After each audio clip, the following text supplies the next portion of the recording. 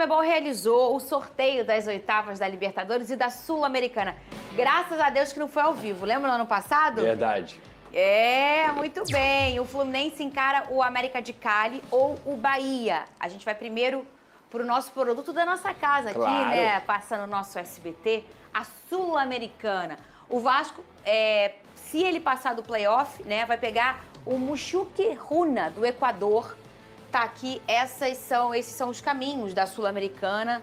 O Fluminense está ali embaixo. Aqui tá o Flu, do lado esquerdo aqui do canto da tela. O Fluminense pega o Bahia ou o América de Cali. Muito bem. Ô, Pedrosa, difícil os dois confrontos pro Flu, né? Eu acho que o Bahia é muito mais difícil do que o América de Cali. Eu acho que o Bahia vai, inclusive, na minha visão, passar de fase. E o Fluminense, infelizmente, já vai pegar uma pedreira nas oitavas de final. Porque se a gente for olhar a tabela, o Fluminense, se eu não me engano, vai decidir todos os jogos no Maracanã até a semifinal.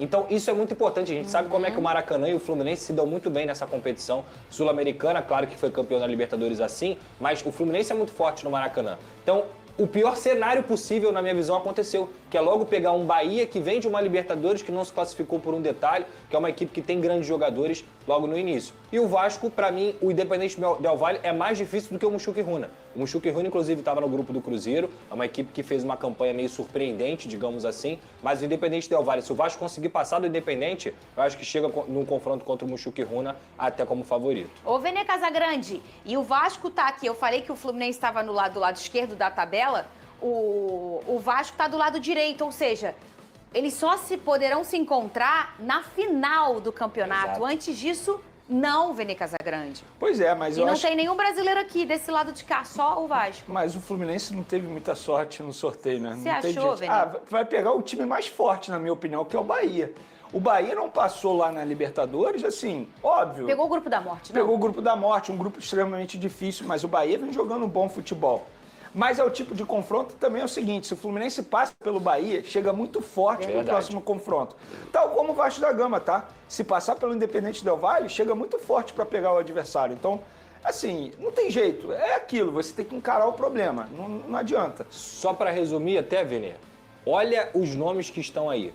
O clube brasileiro que não prioriza a Copa Sul-Americana, ele tá errado. Muito errado. Ele tá muito errado, não é pouco não. Porque é claro que é muito mais fácil ganhar a Copa Sul-Americana do que até a Copa do Brasil. Eu falei que não, tem um mineiro aqui, tá, gente? Tem um mineiro por aqui, ó. Não vai pegar carioca. Ele vai pro playoff aqui igual o Vasco, né? Igual o Bahia também. Eu confesso que eu esperava muito mais dos clubes brasileiros na Copa Sul-Americana. Tem o Grêmio de cá. Ô, Cris, deixa eu falar.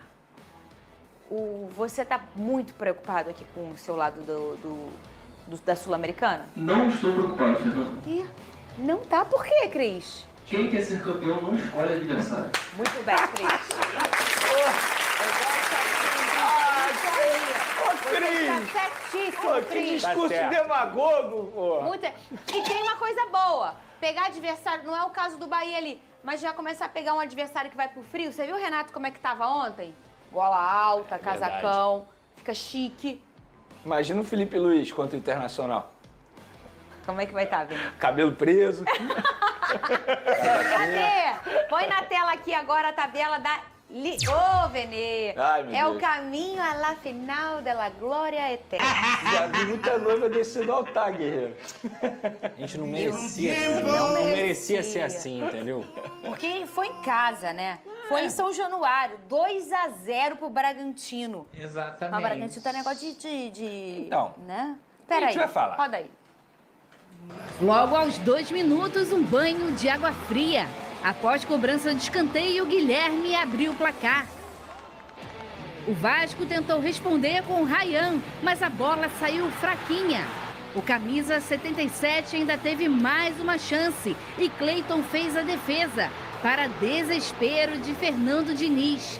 E aí, Pita fez belo domínio e encheu o pé para marcar o segundo. João Vitor teve a chance, mas Cleiton espalmou. Verratti tentou de cabeça e mandou por cima.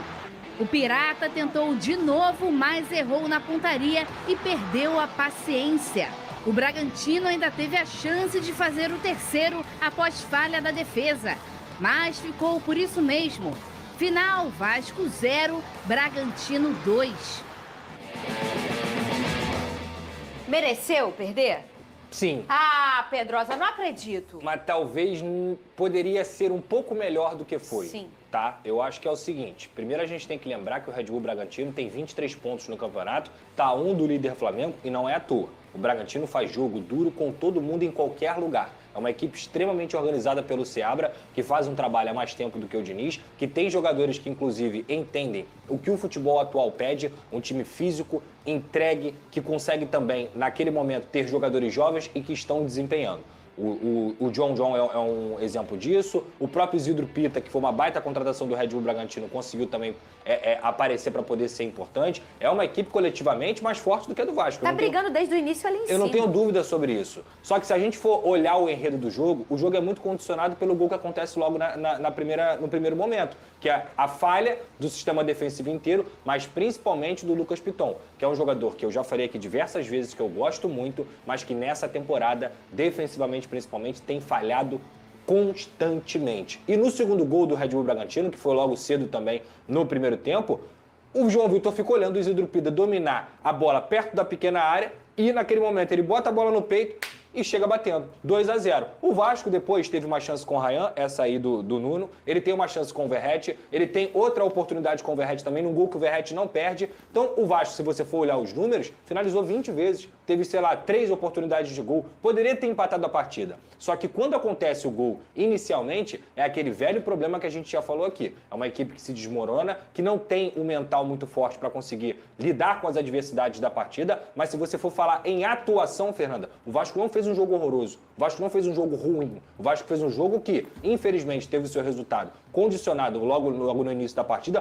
por erros individuais do João Vitor e do Lucas Piton, coisa que acontece desde o início do Campeonato Brasileiro e, coletivamente, o time não estava num bom dia em pontaria. Então, quando você me pergunta, mereceu perder? Claro que mereceu perder. Senão eu vou estar tirando o mérito do Red Bull Bragantino. Claro. Mas o Vasco não jogou mal o suficiente para, por exemplo, ser considerado uma derrota cachapante ou algo do tipo. É muito mais preocupante pela situação na tabela do que do desempenho em si. Eu já quero saber os detalhes do que poderia ter sido retocado. Quais foram os grandes problemas do Vasco? Mas antes eu falo com você, Veni.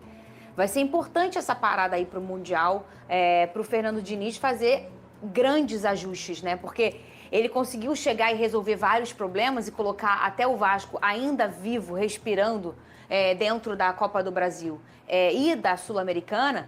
E vai ter um mês de parada para conseguir treinar esse time, que é o que ele mais precisa. Parou. PHD, um beijo para você. Tá vacinando ele de novo, que tá precisando. Sabe o que tem ali dentro da vacina ali, da seringa? Energético, aquele energético. É a segunda dose da vacina. Aquele que dá. Ai, Vini, agora que eu entendo. Agora, se você parar e analisar na tabela, o Vasco chegou a 7 derrotas. Mesmo número de derrotas do Sport, por exemplo, que é o pior time do Campeonato Brasileiro. Esses números preocupam, mas a parada vem num bom momento.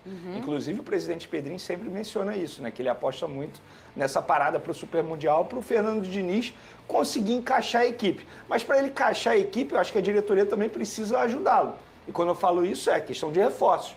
Porque o Fernando Diniz, com certeza, ele pede reforço para a diretoria vascaína. Porque esse elenco aí, ele vai conseguir extrair muito mais do que isso. Ele já ajustou muito a equipe. Óbvio, piorar também não dava, pelo que o Vasco se encontrava. Mas a gente consegue perceber, sim, o Fernando Diniz já dando uma organização tática. E eu concordo com o Pedrosa, esse jogo aí não foi uma derrota daquela para o torcedor ficar super preocupado. Óbvio, você perder em casa dentro de São Januário não é nada legal. É a primeira isso do ano, não é normal. né? A primeira do Campeonato Brasileiro. Do ano também. Mas você perder para o Red Bull Bragantino, um momento que o Red Bull Bragantino vive hoje, e se assusta quem não assiste aos jogos.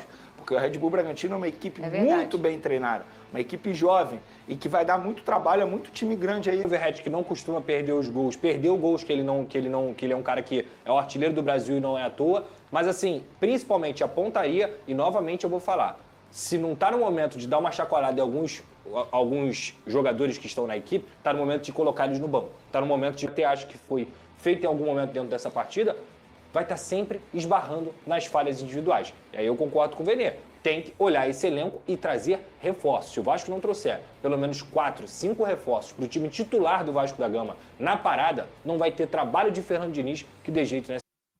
E a equipe do Vasco da Gama perdeu por 2-0 para o Red Bull Bragantino em São Januário. E o Vasco agora vai ter uma boa pausa para que possa aprimorar a parte física, a parte técnica e tática com o técnico Fernando Diniz. Agora, uma notícia que movimentou bastante foi, segundo a imprensa do Uruguai, é que o Nacional do Uruguai aceita liberar o atacante Nico Lopes, de 31 anos de idade, em caso de pagamento de $1 milhão.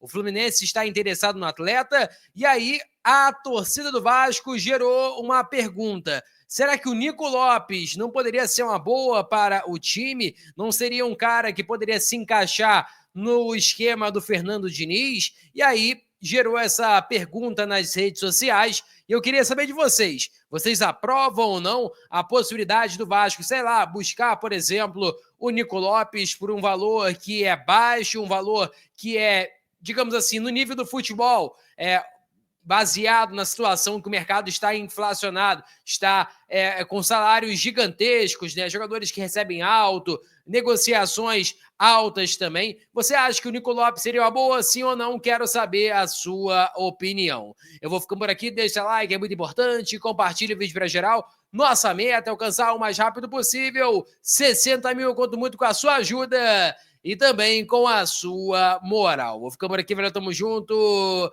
e é nóis! Fui!